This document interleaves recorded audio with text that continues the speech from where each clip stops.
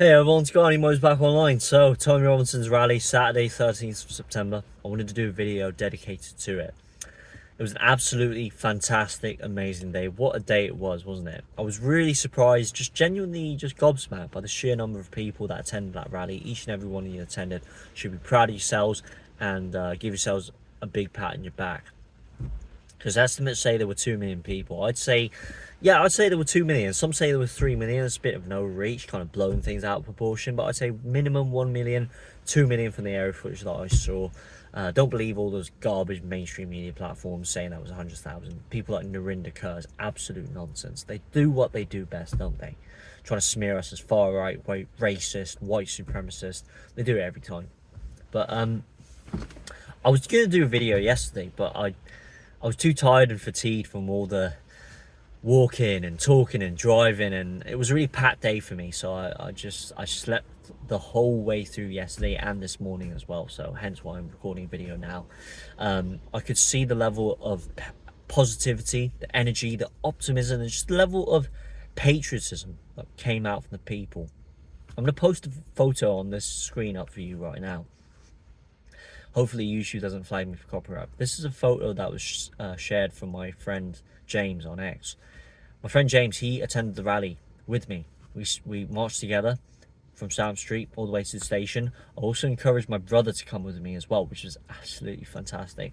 This is probably one of the best events I have ever been to, bar none, hands down, unlike any other. This photo that you see here, this is a symbolic moment in our history of Great Britain. We have just made history. I swear to God, this is the truth. This is my perspective. We have made history. This is a pivotal moment in British history, and this photo just shows this is just the perfect demonstration of the very best of the British spirit. We are reclaiming and restoring the greatness of Great Britain. Everything that is good and virtuous that came from all four corners of the British Isles, our history, our heritage, from the abolition of slavery, the Magna Carta, the English Bill of Rights 1689, all the good people from Winston Churchill, William Wilberforce, King Alfred, King James the Sixth of Scotland, King James the First of England, all of that, it came from the United Kingdom, the birthplace of freedom of speech. Everything that has influenced everything that you see around the world has culminated towards this very moment. This is what we have done. We have made history. I really enjoyed the speeches that were made, particularly from the politicians that came from the European Parliament. You know, Dominic Jasinski, Polish MP, Ava Vlading, impressive, really impressive. It was top notch. The guy from the Danish Parliament, I forgot his name. The guy from Germany, I forgot his name. Ben Habib, one of my favourite speeches. You know what I'm thinking. Advance UK all the way. They're going to reach new heights. I guarantee it. You know what? You know it, and I know it. Everyone knows it. Advance UK is the way forward. I was really curious as to why Jordan Peterson didn't manage to make it to the event. I wonder why. I hope he's alright. Same with the Canadian trucker girl. She played in previous moments as well. I thought she was going to come to this event. Maybe it was flights from Canada. I have no idea. But I was really impressed by all the speeches. I've said many moons ago there has to be a Christianization of this UTK rally. And there was. It was demonstrated perfectly. All these Christian vicars coming out and making speeches, and lots of people, lots of different movements spreading the gospel, spreading the Christian message of Jesus Christ, all of the biblical commandments. This is what we need. We need the Christian message to resonate across the UTK rally. And this is what we saw. Absolutely fantastic. And people were just celebrating and cheering on, and all of the chants that Keir Starmer is a wanker and everything associated to it. 90% of what I saw was everything that I wanted to see from a UTK rally, and it was like nothing I've ever seen ever before. 10% of it, I'd say, really disappointed me.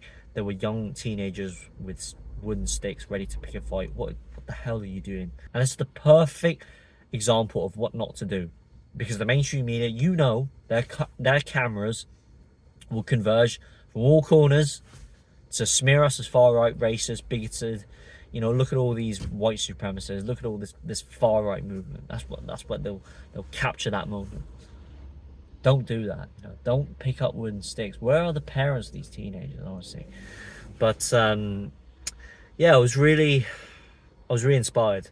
I'm really looking forward to the next event because, you know, I was on Richard Inman's live stream last night at midnight, and he said, this is a thankless task, a thankless responsibility to be able to galvanize people together, to manage a crowd of millions and millions of people. It's an amazing, amazing, amazing event.